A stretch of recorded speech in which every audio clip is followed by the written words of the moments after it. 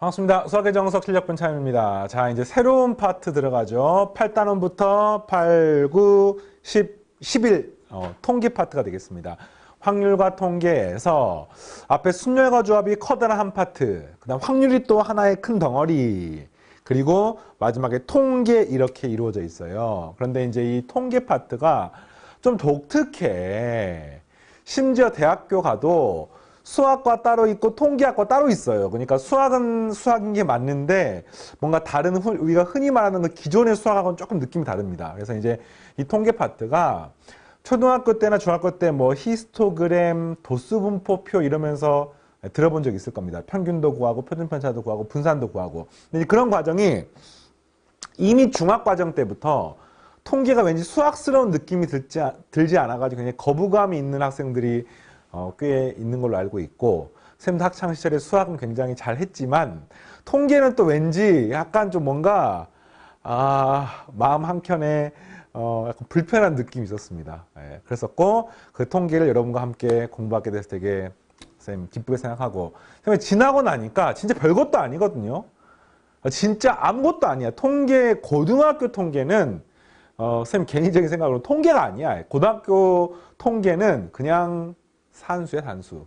어떤 특정한 틀이 있는데 그 틀에 숫자나 어떤 문자만 집어넣으면 답이 그냥 바로 나오는 겁니다. 우리가 흔히 말하는 수학이라고 하는 것은 수학적 사고력, 뭐 식을 변형하면서 어떤 생각의 자유로움, 논리적인 부분 이런 것들이 들어가 있는 부분이지만 고등학교 과정의 통계는 그냥 통계야. 어떤 툴이 있어요. 어떤 네모 박스가 있으면 그 박스에 어떤 물건 집어넣으면은 그런 거 기억납니까? 놀이동산 같은 데 가면은 뽑기 알아, 뽑기. 그래서 동전 집어넣고 이게 돌리면은 무슨 구슬 모양으로 된 이렇게 플라스틱 뭐 나오다가 딱 열어보면은 그 안에 장난감 들어있고, 그런 것처럼 집어넣고 돌리면 답이 나오는 겁니다. 그러니까 통계는 사실상 문과 수험생들도 공부를 하는 과목이고, 문과도 수능에 출제가 되고, 통계학과가 과거에 문과에서 소속돼 있는 학교들도 꽤 많았습니다. 예. 그래서 이제 이게 시대가 바뀌어가면서 이제 수리통계학부, 서울대 같은 경우 그렇게 돼 있다가 뭐 수학과 통계학과 이렇게 분리되거나 이런 식으로 이제 학교마다 조금씩 다르긴 합니다만, 통계라고 하는 게 어쨌든 좀 독특해요. 일단 첫 번째 겁니다. 그래서 공부하는 방식이 조금 다를 수 있습니다. 수학 잘하는데 통계 못할 수 있어요. 통계를 잘하는데 문과스러운 일도 굉장히 많습니다. 그 점 먼저 명심하시고, 그래서 혹시나 내가 앞에 미적분이나 이런 것도 잘하는데 통계가 좀 이상하다, 어렵다 이런 느낌이 드는 학생들은 원래 그럴 수 있습니다. 네, 그럴 수 있고, 그 다음 또 하나는 고등학교 통계는 증명을 웬만하면 하지 않아. 이게 이제 어떤 독특한 특징이야. 통계라고 하는 게 사실 이거거든요. 통계가 뭐냐면은 어떤 집단, 어떤 낱개가 아니라 전체가 갖고 있는 이 집단의 경향, 이 집단이 갖고 있는 성질, 집단이 갖고 있는 어떤 성향, 집단이 갖고 있는 어떤 정보, 이거를 수치화시킨 게 통계입니다. 그러니까 집단이 갖고 있는 어떤 정보를 수치화시킨 게 통계예요. 그래서 이런 겁니다. 평균 같은 게 통계잖아요. 그러면 수학 공부가 수학 시험 봤는데 수학 시험을 얼마만큼 잘 봤느냐라고 하는 어떤 성질을, 어떤 정보를 수치화 시켜 놓은 겁니다. 그래서 평균이 70점인 사람과 70점인 반과 평균이 80점인 반이 있다고 치면은 80점인 반인 학생들이 조금 더 전체적인 점수가 높구나, 이런 느낌을 갖다 가질 수 있게 한 거고요. 이걸 뭐 대표값이라고 부르죠. 그리고 뭐 표준 편차나 분산 같은 경우는 좀 더 하겠지만, 분산이 크다는 말은 넓게 퍼져 있다는 뜻이야. 분산이 작단 말은 모여 있다는 뜻이거든요. 그러니까 그 분산이라고 하는 걸 우리가 알고 있으면 그 집단의 집단의 어떤 편차, 집단의 어떤 분포, 요거를 수치화시킬 수가 있는 거죠. 네, 그래서 이제 그런 것들이 우리가 알고 있는 통계인데, 고등학교 통계가 이게 엄청 많거든요. 뭐 고등학교 과정에서 배우는 대표값은 통계만 배우지만 평균도 있고 뭐 중앙값도 있고 최빈 값도 있고 근제곱근 평균도 있고요. 뭐 RMS라고 부르는 루트 민 스퀘어라고 부르는 뭐 통계 연력학에서 많이 사용되는데 뭐 그런 것들도 있고 뭐 표준 편차 같은 경우도 분산 표준 편차만 그 어떤 디스트리뷰션에 나와 있는 게 아니라 그거 말고도 뭐 엄청나게 많은 값들이 있어요. 그러니까 그런 것들 중에서 진짜 고등학교는 딱 통계에서 배우는 게 평균 배웁니다. 평균. 분산 배웁니다. 분산을 갖다가 루트를 씌우면 우리가 표준 편차라고 배우는데 이거밖에 안 배워요. 이게 끝입니다. 끝. 평균을 보통 영어로 M이라고 씁니다. 예, 민이 영어로 평균이거든요. 민이 뭐 뜻이라는 뜻도 있고 비열하다는 뜻도 있고 평균이라는 뜻도 있습니다. 민.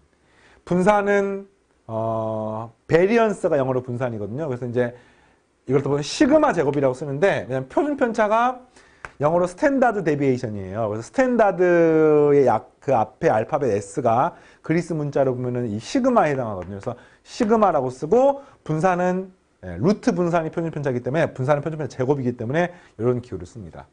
이게 이제 어쨌든 그래서 이거 두 개는 서로 뭐 하나만 하면 나머지는 알 수 있기 때문에 평균 분산밖에 안 배우는 거 고등학교에서 여기에 추가적으로 뭐가 들어가느냐? 고등학교 통계에서는 추가로 확률을 배웁니다. 확률을.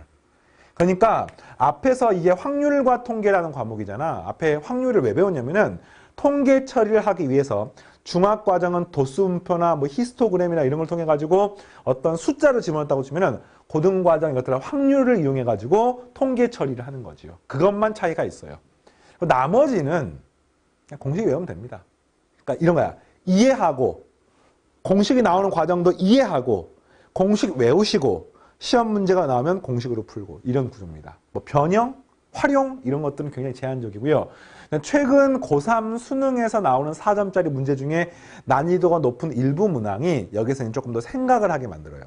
뭐 정규분포라든지 뒤가 통계적 추정 파트라는 거 생각하게 만드는데 그 생각하는 파트도 미적분 같은 경우에 활용 문제에 비해서는 굉장히 그 어떤 심오함, 깊이가 굉장히 깊지는 않기 때문에 여러분들이 충분히 할 만할 겁니다.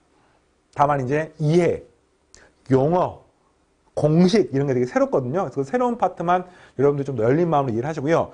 아까 선생님이 증명이라고 하는 걸 했었는데 이 증명 중에 통계 파트는 상당수가 대학 과정입니다. 그래서 이 정석 교재에는 웬만한 게 증명이 다 나와 있지만 대부분의 증명이 고등 과정이 아니기 때문에 선생님이 설명은 해주겠지만 그 증명을 외우지 못해서 고등 과정을 이해 못했다라거나 그 증명을 하지 못해서 시험 문제 틀릴 일은 없다고 생각하셔도 돼요. 그래서 이 증명 파트는 오히려 앞에 있는 다른 과목에 비해서 좀 더 가볍게 뭐 진짜 너무 여력이 없으면 증명은 뭐 예를 들어서 여러분들이 선행을 하면서 만나고 있어. 예를 들어서 그러면은 선행할 때는 증명은 놔두고 통계는 전체를 이해하는 게 되게 중요하거든요. 이 전체 사이의 유기적 관계, 용어 뭐 이런 거 되게 중요한데 그거를 이해하는데 최대한의 힘을 기울여 주시고 이제 학교 내신 시험 같은 경우에 서술 문제 증명이 나오는 경우도 있을 수 있습니다. 일부 단원에서. 그럼 이제 그런 파트만 조금 더 디테일하게 보시고 수능엔 역시 또 나오지 않고 이렇습니다. 자, 되겠죠. 그래서 통계 파트는 결국에는 평균 분산 표준 편차 확률을 구하는 단원이라고 생각하면 되겠어요. 고등 과정의 통계는. 그리고 통계는 전체에 대한 어떤 정보를 수치화시켜 놓은 것이다 라고 하고요. 자, 지금부터 하겠습니다. 자, 통계를 이런 거 공부하게 되게 뿌듯하고 우선 첫 번째 할 파트는 중학교 때 배웠던 바로 도수 분포표를 통해 가지고 도수 그러니까 평균 분산 표준 편차를 중학 수준에서 구하는 거 이걸 하는 거야. 해보겠습니다. 자, 평균과 표준 편차의 정의는 평균은 싹 다 더한 거를 사람 숫자로 나눈 겁니다. 싹 다 더한 거를 그 안에 들어있는 뭐 데이터의 수, 뭐 좀 어려운 말로 별량의 뭐 수 이렇게 부르는데 하여튼 그런 것들로 나누는 건데 그냥 이런 거야. 한자가 잘 안 써요. 별량이라고 하는 게 이제 예전 용어이기 때문에 실제로 도수라고 하는 것도요. 뭐 도수 분포표가 물론 있긴 합니다만 도수라고 하는 게 일상생활에 잘 안 쓰잖아. 도수하면 떠오르는 게 뭐 안경 도수? 뭐 또는 도수체조? 이 정도밖에 떠오르지 않지 않습니까? 그러니까 이 수학에 사용되는 한자의 용어가 교육과정 개편되면서 계속해서 이렇게 좀 한글 용어나 일상생활에 쓰는 용어로 바뀌고 있는 추세입니다. 또는 아예 원래 영어로 돼 있는 용어이기 때문에 그 영어나 라틴어로 돼 있는 용어로 또 그대로 쓰거나 뭐 그게 이제 최근 트렌드인데 선생님 그것도 또 나올 때마다 구분해서 얘기할 테니까 일단은 평균하고 표준 편차는 일상생활에 쓰는 용어죠. 뭐 수학 점수 평균이 어떻게 되느냐, 뭐 반표준 편차 어떻게 되느냐, 뭐 이런 것들인데 평균은 그냥 싹 다 더해서 개수로 나누면 되겠습니다. 그래서 이 숫자 이렇게 되는 건데 이거를 중학과정은 이렇게 썼는데 쓰기가 너무 귀찮잖아. 그래서 고등과정에서 수열을 배울 때 그 수열에서 시그마를 배웠습니다. 그래서 시그마 i는 1부터 n까지 xi 하면 이걸 싹 다 더해라는 뜻으로 이해하시면 되겠어요. 이런 거야. 우리 반 수학 점수 한 명은 70점, 한 명은 80점, 한 명은 90점, 한 명은 75점 이렇게 다 치면 4명 있다고 치면은 평균은 이걸 싹 더해서 4로 나누게 된 평균인 거 다 알고 있잖아. 그지? 그때 이제 이걸 다가 요게 고등과정에서 첫 번째 닥치게 되는 난관이야. 이런 것들을 우리가 어떤 용어로 표현하는데 그 용어를 어떻게 쓰면 이걸 갖다가 x1, x2, x3, x4 이렇게 쓸 거야. 이게 1, 2, 3, 4라는 게 그냥 이런 각각의 점수를 네이밍을 한 겁니다. 그래서 이걸 갖다가 더하는 걸 분자를 갖다가 시그마 i는 1부터 4까지 xi 이렇게 쓸 겁니다. 그 분모는 4 이렇게 쓰는 거예요. 근데 이제 이렇게 교과서도 마찬가지고 뭐 시험 문제도 마찬가지고 다 이렇게 나와요. 이걸 보면서 이거 뭐지? 막 이런 느낌이 들면서 되게 이상한 느낌이 들겠지만 사실은 그냥 이거를 줄여 쓴 것뿐입니다. 시그마는 공식 같은 게 아니에요. 그냥 길게 쓴 게 귀찮기 때문에 줄여갖고 쓰는 것뿐이고요. 그 다음에 이제 확률과 통계는 이게 무조건 시작은 첫 번째 데이터부터 끝을 우리가 이제 보통 xn이라고 쓰거든요. n번째 마지막에 쓰기 때문에 이걸 이제 대부분 문제가 시그마 i는 1부터 n까지 뭐 xi 뭐 이렇게 쓴단 말이야. 그럼 이것이 뭐냐면 이제 x1부터 x2 마지막 xn 뭐 이렇게 쓰는 거니까 이걸 이제 정석 교재에는 더 줄여가지고 그냥 i는 1부터 n까지는 다 반복이니까 그냥 안 쓰기로 하고 그냥 시그마 xi 이렇게 쓰면은 여러분들은 찰떡같이 말하면 콩떡같이 알아먹으면 되겠습니다. 되겠습니까? 네. 그래서 이런 시그마 용어 때문에 스트레스 받지 말 것. 알겠습니까? 모르면은 그냥 다 써보세요. 시그마로 쓰는 것은 그냥 체계에서 어떤 수학적인 표현을 좀 압축적으로 쓴 것 뿐이지 막 어마어마한 거 아니에요. 좋습니다. 자, 지금 그래서 평균을 구하는 방법은 이렇게 쓰는 거야. 모든 별량을 전부 다 더해가지고 그 개수로 나누시면 되겠습니다. 그 다음에 분산은 어떻게 하면 분산은 편차의 제곱의 평균이죠. xi에서 m을 빼면은 그러니까 평균과 내 점수의 차이야. 이걸 우리가 편차라고 부르는 이걸 편차라고 부르는데 그 편차를 제곱해서 요거를 평균 내는 겁니다. 그래서 편차의 제곱을 하면 편차의 제곱을 계속 다 더해. 그 다음 전체 개수로 나눠주시면 이게 바로 분산이 됩니다. 분산은 뭐 중학과정에 배웠겠지만 평균으로부터 얼마만큼 떨어져 있는지를 표현하는 건데 떨어져 있는 게 위쪽으로 갈 수도 있고 아래쪽으로 갈 수도 있으니까 그 차이를 양수로 만들기 위해서 제곱이라는 행위를 했고요. 그 다음에 그걸 이용해가지고 뭐 분산과 표준 편차를 구하시면 되겠습니다. 제곱했기 때문에 루트를 씌우면 우리가 그걸 표준 편차라고 부르는 겁니다. 근데 이제 고등과정은 이거밖에 안 나와요. 평균, 분산, 표준 편차. 자, 이해되겠습니까? 그 다음에 도수분포표라고 하는 건 뭐냐면 이제 이 각각의 점수를 받는 사람이 한 명이 아니라 여러 명이야. 그래서 우리 반에 5명이 50점, 6명이 60점, 3명이 70점 이랬을 때 평균 얼마입니까? 이렇게 물어보게 되면은 전체 총점을 구할 때에는 이 각각의 점수에다가 그 사람 수를 곱해줘야 돼요. 그러니까 50명이 5명 있으면 50 곱하기 5 하면 250이 전체 점수 아니겠습니까? 그러면은 이제 50점이 5명, 60점이 6명, 70점이 3명 하게 되면은 우리 반 전체 점수는 50 곱하기 5 더하기 60 곱하기 6 더하기 70 곱하기 3 이게 총점이고요. 나누기 평균 구하려면은 전체 사람 숫자 5 더하기 6 더하기 3 하니까 이 값이 얼마예요? 14 이렇게 구하면 평균이 나오는 겁니다. 이걸 이제 시그마 기호로 쓴 것 뿐이에요. 시그마 xi, fi. 나누기 시그마 fi. 그러니까 전체 사람수 이게. 되겠습니까? 각각의 점수에 해당하는 사람수를 곱하게 되면은 별량과 도수를 곱하게 되면은 이런 식이 나와서 얘가 평균이고요. 분산 구하는 방법 똑같습니다. 전체 사람수 분의 시그마 요 정도의 편차를 갖는 것에 해당하는 것은 fi라는 사람수만큼 있으니 곱해서 이걸 싸그리 더하시면 되겠습니다. 그리고요. 이것도 역시 중학과정에 증명했는데 분산을 구하는 방법은 두 가지가 있죠. 첫 번째는 편차의 제곱을 평균하는 방법이 하나가 있고요. 앞에 나와 있나요? 알겠을까요? 편차의 제곱을 평균하는 방법이 하나가 있고요. 그 다음에 제곱의 평균에서 평균의 제곱을 빼는 것도 가능합니다. 이 증명 여기 정석교재 나와 있는데 중학과정이니까 안 할게요. 그래서 제곱의 평균 빼기 평균의 제곱. 자, 이걸 한글로 기억하세요. 한글로. 요거 구하는 과정이 제곱의 평균 분산 변형식 빼기 평균의 제곱. 네, 이렇게 해서 구하시면 되겠습니다. xi 제곱, 별량의 제곱의 평균 빼기 평균의 제곱. 그래서 분산은 이걸 편한 걸로 구하시면 되겠고요. 자, 어쨌든 이렇게 해서 구하는 게 평균과 표준편차인데 뭐 특별히 이걸 이제 고등과정 직접 나오는 게 아니기 때문에 그냥 가볍게 하겠습니다. 어느 고등학교 2학년 일반 학생들의 수학 점수 나타낸 도수분포표이다. 평균과 표준편차 구하십시오. 단순한 덧셈 뺄셈 나눗셈 쓰면 안 하고 식만 쓰겠습니다. 네, 그리고 실제로 너무 복잡한 연산은 계산기 써도 됩니다.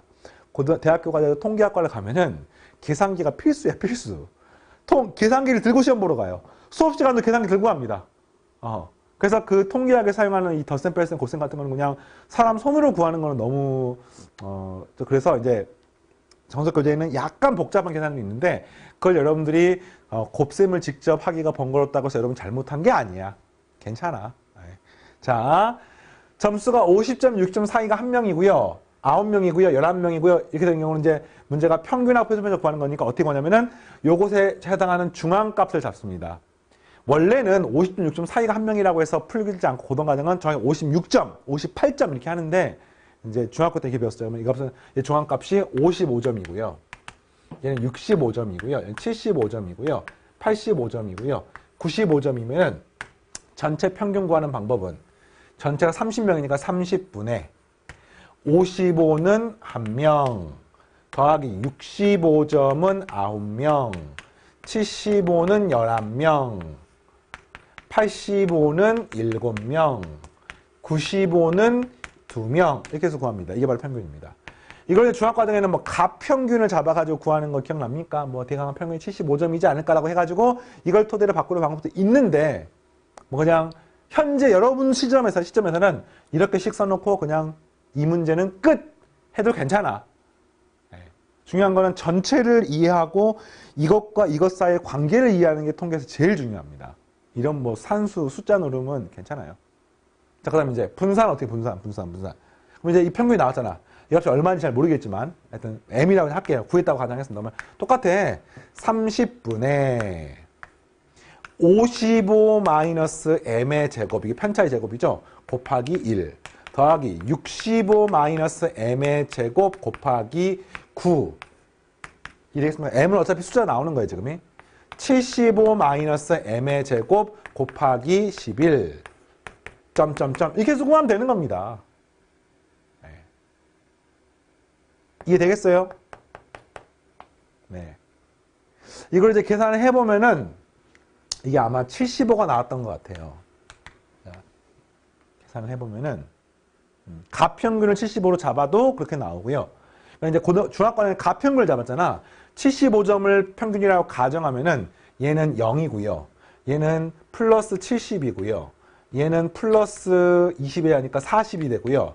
여기는 마이너스 90이고요. 마이너스 20이 돼서 마이너스 110 플러스 110이 되면서 그 가평균에 대한 편차가 0이 되기 때문에 평균 75가 된 걸 알 수 있습니다. 이걸 여기 집어넣게 되면 얘는 0이고요. 얘는 차이가 10인데 제곱하니까 100이니까 900이 되고요. 여기는 400에 해당하는 게 되고 뭐 이렇게 해서 구할 수 있는 거예요, 지금. 그래서 실제로 계산이 가능합니다만 뭐 이거조차 또 특별히 중요한 건 아니니까 그렇게 하겠습니다. 자, 넘어가서 8-2번. 이 8-2번은 모든 통계 단원에서 굉장히 기본적으로 중요하게 사용되기 때문에 이걸 반드시 외워두시기 바랍니다. 우선 증명을 할게요. 어떤 별량의 도수를 각각 F1, Fn. 그러니까 별량이라는 것은 어떤 값, 숫자, 뭐 수학 점수를 쓰면 수학 점수, 도수는 사람 숫자, 데이터 숫자라고 하자. 이 별량의 평균을 M 표준 편차를 시그마라고 할 때 별량 AX1, 그러니까 모든 별량에 A배를 한다는 B를 더하고 A배를 한다는 B를 더하고 A배를 한다는 B를 더한 것의 평균 표준 편차가 어떻게 바뀌느냐를 물어보는 겁니다. 그러니까 이걸 이제 나중에 배울 용어로는 확률 변수를 표현하는데 별량 X의 평균이야. 이걸 어떻게 하면 이제 확률 변수 X의 평균인 겁니다. 또는 이게 분산이 되면은 이번에는 AX 더하기 B의 평균 뭐 이런 식으로 쓰는 거야 지금. 또는 AX 더하기 B의 분산 이거를 물어보는 문제거든요. 근데 이걸 이제 아직 안 배웠으니까 어쨌든 각각의 점수를 A배 한 다음 B를 더하면 평균과 분산은 어떻게 바뀝니까를 물어보는 문제입니다. 알겠죠? 어떻게 할까? 봤더니 어떻게 할까? 봤더니 별량 일단 이 평균은 뭐냐면요. 시그마 xi fi를 시그마 fi로 하면은 얘가 바로 평균이야. 되겠습니까? 그럼 지금 이 문제는 뭐냐? 시그마 fi를 전체함수 쓰잖아요. 시그마 이번에 이 별량이 xi가 아니라 axi 더하기 b의 fi 이렇게 하는 걸 물어보는 겁니다. 그럼 봐봐요. 이게 이렇게 되는 거죠. 시그마 fi분의 요거 시그마 기호는 이렇게 이게 분배법칙 성립하기 때문에 결국 이렇게 되는 거죠. 이 식은 시그마 AXI의 FI 더하기 시그마 B의 FI 이렇게 쓸 수가 있는 겁니다. 그러면 이렇게 구하면 이 어차피 A가 상수기 때문에 앞으로 뿅 튀어나오게 되면 시그마 FI분의 XI FI니까 얘는 뭐가 되는 거예요? 평균이 되는 거고요. 이렇게 구하게 되면은 이 B가 앞으로 튀어나오면은 시그마 FI분의 시그마 FI니까 1이 돼서 B가 나오게 돼서 결국에는 이런 거야. 우리 반의 모든 사람의 수학 점수를 A배하고 B만큼을 더해주면 그래서 우리 반의 평균이 50점인데 우리 반의 모든 사람의 수학 점수를 2배 한 다음에 10점을 깎으면 전체 평균도 2배 한 다음에 10점 깎인다는 뜻이야. 그러니까 평균이 50점에서 90점이 되는 거죠. 100이 됐다가 10이 깎이는 거니까. 이런 느낌인 겁니다. 그러니까 분산도 마찬가지로 구할 수 있습니다. 분산도 마찬가지로 구할 수 있는데 이거니까 앞으로 배우는 모든 통계에서 가장 기본적으로 사용되는 내용이에요. 각각의 점수를 A 한 다음에 B를 더하게 되면 평균은 똑같이 A 한 다음에 B를 더하는 건 똑같습니다. 자, 분산은요. 뭐 방법이 되게 많은데 이렇게 해볼까요? 시그마 FI분의 시그마 xi-m의 제곱 fi 이게 바로 분산 정의 아니겠습니까? 편차의 제곱의 평균. 그럼 이걸 정리하게 되면은 이렇게 되는 거예요 지금.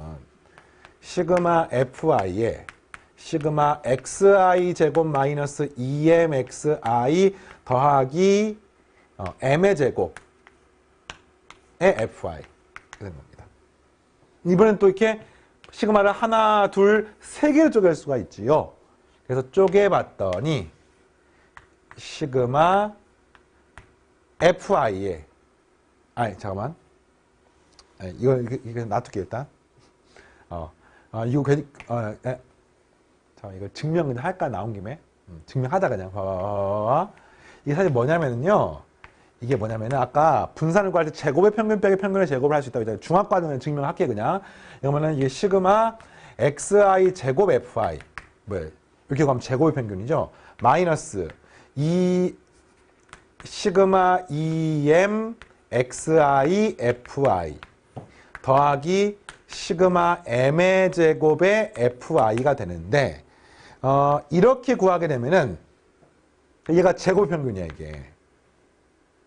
그리고 이렇게 구하게 되면은 얘가 2m이 상수니까 앞으로 끄집어서 나오면은 시그마 FI분의 시그마 XI FI가 나오므로 마이너스, 그러니까 이 제일 처음 거 나오고요. 마이너스 2m의 m이 되는 거야. 시그마 XI FI를 이걸로 나누게 되면 평균이 m이잖아요. 그러니까 앞에 2m이 있으니까 마이너스 2m의 제곱이 되는 겁니다. 그리고 이거는 시그마 FI가 사라지니까 플러스 m의 제곱이 되어서 결국 이 식은 뭐가 되는 거예요? 제곱의 평균 빼기 평균의 제곱이 되는 겁니다. 이렇게 증명을 했고요. 자, 그 다음에 이제 이번에 이제 이게 아니라 이번 문제는 모든 거를 뭐 하냐면은 시그마 모든 거를 a 배한 다음 b만큼 더할게요. 자, 그러면 얘가 뭐냐면 axi 더하기 b가 돼요. 그 다음에 빼기 평균을 제곱한 다음에 fi 하는 거 아니겠습니까? 되겠어요? 근데 이게 뭡니까? am 플러스 b 되는 거 아닙니까? 마이너스 분배법칙에서 am 마이너스 b가 되는 겁니다. 아까 증명했잖아요. 그래서 이게 bb가 사라지니까 이거는 이게 a만 있고 앞으로 튀어나와서 이 값이 a의 제곱에 시그마 fi의 시그마 xi 마이너스 평균의 제곱의 fi가 되어서 얘가 분산이기 때문에 a 제곱의 분산이 되는 것을 알 수 있습니다. a 제곱의 시그마 제곱이 되는 것을 알 수 있습니다. 얘가 지금 시그마 제곱이니까. 네, 증명 다 했습니다. 근데 이런 게 아까 말했지만 나올 때마다 증명하는 건 너무 힘들단 말이야. 그래서 이렇게 하지 않는 거죠. 그래서 여기까지가 고등과정이 아니라 지금 중학과정에 배우는 도수분포를 통한 평균 분산 표준편차를 구하는 연습을 했었고요. 특히나 이제 시그마로 표현된 게 중학교 때 안 배웠을 뿐이지 이 내용 자체는 중학교 때 딱 배운 내용이에요. 됐습니까? 자, 이제 고등학교 통계를 들어갑니다. 자, 고등학교 통계를 들어갑니다. 고등학교 통계는 뭐냐? 딱 이제 쌤이 핵심만 딱 추려가지고 정말 전체를 볼 수 있게 설명을 할게요.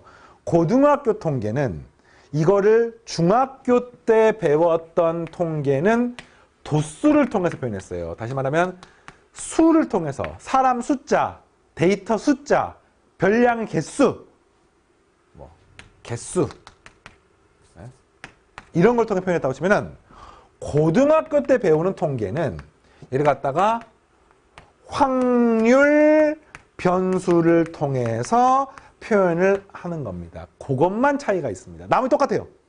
그래서 확률 변수를 표현한단 말이 무엇이냐라고 하면은 예를 들어서 이런 거야. 우리 반에 수학 점수가 30점인 사람이 2명, 50점인 사람이 1명, 그 다음에 70점인 사람이 60점인 사람이 2명 이렇게 있다고 쳐봅시다. 그러면 이거를 이렇게 표현하는 거야. 임의로 한 명을 뽑았을 때 30점이 나올 확률. 알겠습니까? 다시. 얘가 별량 X야. X. X라, 대문자는 보통 우리가 집합을 표현해, 집합을. 소문자 X는 숫자. 그러니까 이거 하나하나가 숫자예요, 숫자. X1, X2, X3. 그리고 이것다가 우리가 보통 FI로 보통 표현했거든요. 이것도 이제 중학교 때는 이렇게 잘 안 쓰기 때문에 어쨌든 도수. 이게 F1, 얘가 F2, 얘가 F3 이런 식으로 표현한 게 중학교 때라고 치면은 고등과정은 우리 반에서 임의로 한 명을 뽑았을 때 30점이 뽑힐 확률은 5분의 2입니다. 50점이 뽑힐 확률은 5분의 1입니다. 60점이 뽑힐 확률은 다시 5분의 2입니다. 이런 식으로 이거 우리가 확률 변수 대문자 X라고 쓰거든요. 그래서 확률 변수와 확률의 관계를 통해서 쓰는 것만 차이가 있고요. 이거는 사실 정확하게 말하면은 이 5분의 1 어떻게 나왔습니까? 전체 사람 숫자가 이 도수를 전부 더한 거 아니겠습니까? 그러니까 5분의 2 이렇게 구한 것 뿐이에요. 그래서 이제 이런 식으로 확률 변수를 통해 표현하는 건데 확률 변수가 뭐냐?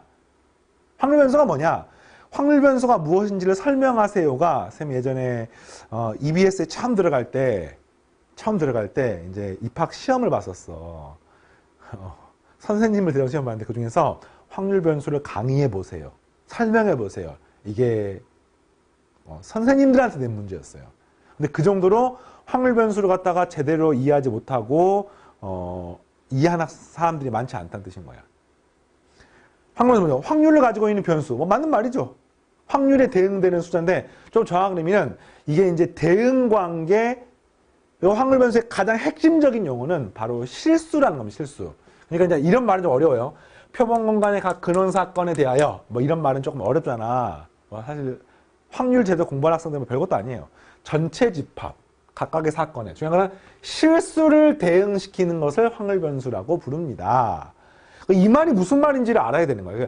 확률 변수가 무슨 말이냐면은 어떤 상황들, 어떤 사건들이 일어나요. 그래서 30점을 받는 사건, 50점을 받는 사건, 60점을 받는 사건, 이런 어떤 상황들, 뭐 주사위 던지면 앞면이 나오는 사건, 뒷면이 나오는 사건, 뭐 동선 던질 때 주사위는 1이 나오고 2가 나오고 이런 각각의 사건들을 그 자체로 놔두는 게 아니라 어떤 실수에 대응을 시킵니다.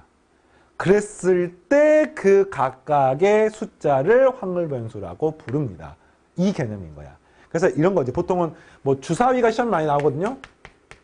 그러면은 주사위 확률 변수로 대문자 X를 씁니다. 그러면 1의 눈, 2의 눈, 3의 눈, 4의 눈, 5의 눈, 6의 눈. 그러면 이 각각이 확률 변수인 거야. 근데 이런 건 확률 변수가 아니죠. 동전을 던지는데 얘가 앞면, 얘가 뒷면, 이런 거는 확률 변수가 아닙니다. 왜? 각각의 사건들, 각각의 상황들이 문제에서 실수에 대응되지 않기 때문에 이거를 확률 변수라고 부르지는 않고요. 확률 변수는 변수기 때문에 당연히 숫자가 돼야 되는 거예요. 그럼 뭐를 확률 변수로 하냐? 주사위에서 앞면이 나오면 숫자 0에 대응하고 뒷면이 나오면 숫자 1에 대응해 라고 했을 때, 이렇게 했을 때 0에 대응하고 1에 대응돼. 이런 게 이제 확률 변수가 되는 거예요. 0, 1. 그리고요, 이랬을 때 이 각각이 이렇게 띄엄띄엄, 다시 말하면 불연속 또는 유한하게 있는 거를 우리가 이름이 이산 확률 변수 이렇게 말합니다. 이산 가족할 때 이산이야. 떨어져 있는 겁니다. 확률 변수가 서로 이렇게 불연속이면서 떨어져 있는 겁니다.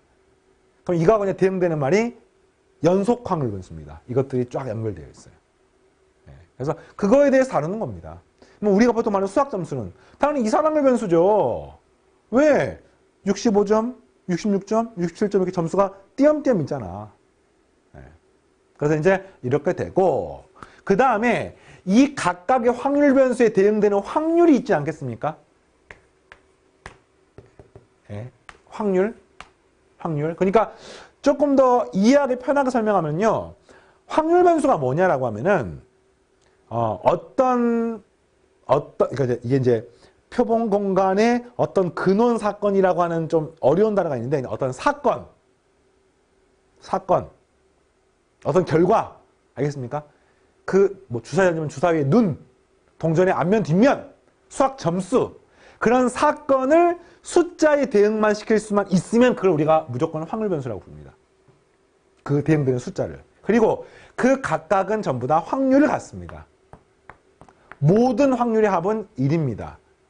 그러면서 우리는 이 전체 덩어리를요, 확률을 나타내는 표다라고 해가지고 확률 분포, 영어로 디스트리뷰션인데 확률이 어떻게 펼쳐져 있는지를 나타내는 표에서 확률 분포 표라고 부릅니다. 이 전체 덩어리를. 자, 이름들이 막 나와요. 그리고 이 확률 변수와 확률의 대응 관계, 이 둘의 관계식을 뭐라고 하냐면 우리가 확률 질량 함수. 좀 말이 어렵지?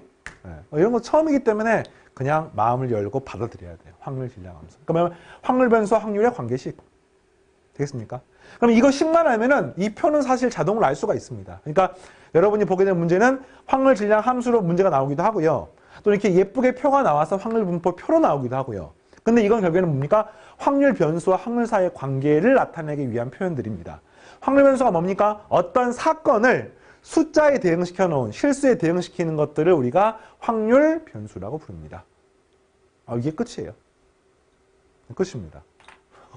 뭐 뭔가 배운 것 같지도 않은데 벌써 끝났어요. 그래서 이제 요게 무엇인지를 조금 알아봐야 되잖아. 참 예시를 들고 싶은 게 많긴 한데 일단은 이론을 먼저 본 다음에 설명을 합시다. 자, 어떤 시행에서 표본 공간의 각 사건을 숫자에 대응시키는 것을 확률 변수라고 하고요. 이게 유한하거나 불연속인 걸 우리가 이산 확률 변수라고 부릅니다. 이산 확률 변수. 이산 확률 변수. 그리고 그것에 대한 분포를 이산 확률 분포라고 부릅니다. 알겠죠? 자, 그랬을 때 보통 우리가 이렇게 많이 써요. 위에는 확률 변수를 쫙 쓰고요. 아래는 확률을 쫙 쓰고요. 그런데 이런 표현들이 좀 어려울 수 있는데 이거 각각은 무슨 말이냐면 소문자 알파벳은 항상 숫자예요, 숫자. 실수, 숫자입니다, 숫자. 그리고 이제 이 수들 전체의 집합을 표현한다고 생각하면 돼요. 그리고 얘는 이 각각의 확률이 확률, 0에서 1 사이 값. 그리고 그 확률을 표현한다는 것을 이렇게 식으로 쓰는 건데 이 말이 무슨 말이냐면요. 이게 무슨 말이냐면은 확률 변수 x가 x1의 값을 가질 확률 이런 뜻이야. 이 p는 확률, probability.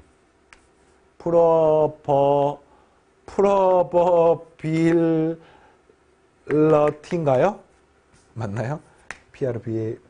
probability. 그래서 이렇게 이거 약자입니다. 확률. 네. 그러니까 확률은 확률인데 확률 변수 x가 x1을 가질 확률. x가 x2를 가질 확률인데 이거는 약간 이제 이 괄호 안쪽은 생략하는 경우도 있고 생략하는 경우 이런 경우 생략합니다. 근데 그렇지 않고 이제 이 괄호 안이 독특할 수 있어요. 네, 뭐 p 괄호 열고 x가 x제곱 마이너스 x 마이너스 2는 0 이렇게 나오긴 합니다. 뭔 소리야 이거는. 이 말인 거잖아. 얘가 x 마이너스 2에 x 플러스 1은 0 아닙니까? 읽는 방법 설명해 주는 거야. 그럼 이거 무슨 말입니까? x가 2 또는 마이너스 1 아닙니까? 그러니까 이거 무슨 말이야? x가 2 또는 마이너스 1을 가질 확률을 여기다 쓰는 겁니다. 이게 얼마입니까를 쓰는 거야, 이렇게. 그러면 2일 때 확률 P1에다가 마이너스일 때 확률 P2 이거 두 개를 더하시면 되는 거죠. 자, 알겠습니까? 그러니까 이 통계라는 부분이 쓰는 용어들이 독특해서 앞에서 잘 안 썼던 용어들을 쓰기 때문에 분명히 처음에는 진입장벽이 조금 있어요. 그러나 그 또한 하다 보면 자연스러워질 겁니다. 확신합니다. 이과나 문과 중상위권 이상 학생들이 통계를 어려워하지는 않습니다. 통계에서 아무리 어려워봤자 그 어려운 정도가 이렇게 한계가 있어요. 그리고 이게 어렵다고 하는 것은 보통은 개념이 혼동되거나 이해가 안 돼서 어려운 거지 막 미분 문제처럼 못 풀어서 어렵거나 너무너무 어려워서 못 풀거나 그런 게 아닙니다. 자, 말씀드리고요. 이때의 대응관계를 나타내는 함수. 자, 이게 뭐 px는 xi는 pi. 이 pi란 말은 숫자예요, 숫자. 예. 그리고 확률 변수 x가 xi 값을 가질 때의 확률이 얼마이다를 나타내는 이 식을 우리가 확률 질량 함수라고 부릅니다. 이런 것도 막 되게 읽는 방법이 뭐야? 확률 변수 x가 얼마를 가질. 뭐 대표적으로 주사위를 던지면은 얘가 1, 2, 3, 4, 5, 6이고 확률이 6분의 1, 6분의 1, 6분의 1, 6분의 1 아닙니까? 그럼 이렇게 생각. p 괄호 열고 x가 3. 무슨 말이야? 주사위에 눈이 3이 나올 확률 얼마입니까? 6분의 1 이렇게 쓰는 겁니다. 그러니까 이런 게 사실은 필요에 의해서 수학적으로 표현하는 방법을 그냥 배우는 것 뿐이지 이 자체가 막 심오한 그런 건 아니에요. 자, 확률 변수 확률 질량 함수라고 하고요. 보통 확률 분포 표로 많이 쓰고요. 확률 분포를 그래프로 표현하는 것은 고등 과정에서는 거의 하지 않습니다. 근데 이제 들어가서 연속 확률 분포는 표로 표현하는 게 불가능하기 때문에 이산 확률 분포는 일반적으로 표나 확률 질량 함수로 표현하고요. 연속 확률 분포는 연속 확률 밀도 함수라고 부르는데 확률 밀도 함수나 그래프로 표현하는 것만 차이가 있고 지금 우리가 이산 확률 분포를 배우기 때문에 이 이산 확률 분포에서는 그래프 잘 쓰지 않습니다. 뭐 이 정도. 그리고요. 이 각각은 확률 질량 함수는 말 그대로 확률이기 때문에 0에서 1 사이고요. 모든 확률 합은 1이고요. 그 다음 내가 xi부터 xj까지 값을 가질 확률은 i부터 j까지의 확률을 싹 다 더하면 되겠습니다. 그러니까 이런 거야. 내가 여기서부터 여기까지 값을 확률 변수 x가 2 또는 3이 될 확률은 이거랑 이거를 더해 주시면 되는 거예요. 주사위를 던졌는데 눈이 2, 3, 4, 5가 나올 확률이 얼마입니까? 2일 확률, 3일 확률, 4일 확률, 5일 확률을 더해 주시면 되는 겁니다. 6분의 1을 4번 더하니까 6분의 4가 되는 거죠. 되겠습니까? 자, 한번 해보겠습니다. 연습. 흰 공 3개, 초록 공 4개가 들어있는 주머니가 있다. 이 주머니에서 임의로 2개의 공을 동시에 꺼낼 때 나오는 흰 공의 개수를 확률 변수 x로 하자. 그러니까 정의해놨죠? 흰 공의 개수가 확률 변수 x입니다. 자, 이런 이산확률 분포에서는요, 표로 표현하는 게 가장 간단하기 때문에 대부분은 표로 구하겠습니다. 공을 2개를 꺼내면 현재 흰 공이 하나, 둘, 셋, 초록 공이 하나, 둘, 셋, 4개가 있는데 그 중에서 공을 2개를 꺼내면 흰 공은 제일 적으면 0개, 아니면 1개, 아니면 2개가 나오게 되는 거지요. 그럼 그때 확률, 그냥 선생님은 줄여서 이렇게 쓰는데 사실 이 말 안에는 뭐냐면 확률 변수 x가 xi가 될 때의 확률, 이 말로 여러분이 이해하시면 되겠어요. 그럼 그때 얼마냐? 2개를 꺼냈는데 흰 공이 하나도 안 나올 확률은요. 공 1개니까 7 컴비네이션 2분의 그 다음에 여기서 하나도 안 뽑고 여기서 2개 뽑아야 되는 거니까 4 컴비네이션 2. 얘는 7 컴비네이션 2분의 여기서 하나니까 4 곱하기 3. 여기는 7 컴비네이션 2분의 3 컴비네이션 2 이렇게 하시면 되겠네요. 그래서 얼마입니까? 이 값이 21분의 6이고요. 21분의 10이고요. 여기 21분의 3이어서 싹 다 더하면 이것의 총 합이 얼마가 되는 겁니까? 합이 1이라고 표현할 수가 있는 거죠. 알겠습니까? 이게 바로 확률 분포표예요. 이 확률 분포입니다. 이걸 이제 예쁘게 이것과 이것의 관계를 식으로 쓸 수 있을 수도 있고요. 쓰기 좀 힘들 수도 있습니다. 어쨌든 그냥 다 표현한 거 확률 분포. 지금 확률 분포를 뭘로 표현한 겁니까? 확률 분포표로 표현해 놓은 거죠. 그 다음 두 번째, x가 1 이상일 확률인 거니까 한마디로 1 이상일 확률을 물어본 거야. x가 1 이상일 확률을 물어본 겁니다. 어떻습니까? 이거하고 이거를 더해 주시면 되는 거죠. 따라서 21분의 15가 되고요. 7분의 5가 되는 것을 알 수 있습니다. 자, 이해되겠습니까? 이렇게 한 게 이제 확률 분포를 여러분들이 무엇인지에 대한 이해를 좀 한 거고요. 여기 평균 분산 표준 편차 구하는 게 실제로 여러분들이 이제 문제에서 만나게 된 형태인데 요거는 다음 시간에 하고 마지막으로 다시 한번 정리를 해줄게요. 우리가 통계를 공부하게 되면은 이 통계 파트가 고등과정 크게 3파트로 나눠져 있어요. 지금 공부하고 있는 게 불연속을 다루고 있는 이산 확률 분포. 보면 확률 변수 x가 불연속이면 이 불연속인 것에 대한 확률 분포가 이산 확률 분포입니다. 그래서 그거에 대해서 이제 뭐 많은 게 평균은 어떻게 구하느냐, 분산은 어떻게 구하느냐, 표준 편차 어떻게 구하느냐, 이런 것들을 이제 배우게 되는 거예요. 확률 분포가 뭐냐, 알겠죠? 그리고 다음 단원 9단원에서는 이거를 연속인 경우에 대해서 배웁니다. 연속 확률 분포 이렇게 배우고요. 이건 이제 이 x가 연속인 경우를 배우는 거야. 이것도 역시 이런 것들을 비슷하게 배우는 거죠. 그 다음에 이번 단원 끝자락에 뭘 배우냐면요. 이항분포라고 하는 걸 배워. 학생들이 야, 이항분포 또 무슨 새로운 분포인가? 그게 아니에요. 이산확률 분포 중에서, 그러니까 불연속이면 무조건 이산확률 분포거든요. 근데 그 중에서 특정한 상황을 만족하는 것 중에 하나가 이항분포인 것 뿐이고요. 그 특정한 상황을 만족하는 분포는 뭐 여러 가지 분포가 있습니다. 대학과정 가면은. 근데 그 중에서 우리가 이항분포 하나를 고등과정에 배우는 것 뿐입니다. 그러니까 얘는 이산항 분포의 어떤 서브 개념이야. 하위 개념입니다. 자, 이 다음 단어 이름이요. 연속 확률 분포랑 그 다음에 정규 분포를 배우는데 여기 정규 분포가 굉장히 중요해요. 고등학교 통계는 정규 분포를 배우기 위함이라고 해도 과언이 아닐 정도로 굉장히 중요한데 이 정규 분포 역시 연속 확률 분포의 수많은 분포 중에서 하나의 예야, 예. 이거 말고도 엄청 많은 분포가 있어요. 네, 뭐 수십 개의 분포가 있습니다. 그래서 이렇게 부연속과 연속을 배우는 게 8단원, 9단원. 10단원, 11단원은요. 뭘 배우느냐? 추정을 배웁니다. 추정. 추정이란 말은 예측하는 거야. 통계의 강점 중에 하나가 전체에 대한 데이터가 있음을 가지고 우리 반의 평균, 분산, 표준 편차를 구하는 것도 의미가 있고 이걸 옆반과 비교하기도 하지만 더 중요한 의미는 선거철이라든지 뭐 방송국의 여론조사 같은 걸 하게 되면 일부를 조사해. 뭐 전화를 하거나 해서 일부를 조사해서 그 일부를 가지고 전체에 대한 정보를 쉽게 말하면 예측하는 게 통계를 사용하는 아주 강력한 툴이고요. 이거 이제 고등 통계에서의 어떤 백미에 해당하는 부분이겠습니다. 네, 그런 부분이 바로 마지막에 10단원, 11단원에 나와 있습니다. 이건 다음에 할 테니까 일단은 어떤 식으로 통계단원이 구성이 되어 있고 어떻게 공부하는지를 다시 한번 점검해 주시고 다음 시간에 146페이지부터 나와 있는 평균 분산 표준 편차를 구하는 연습을 본격적으로 해보겠습니다. 됐습니까?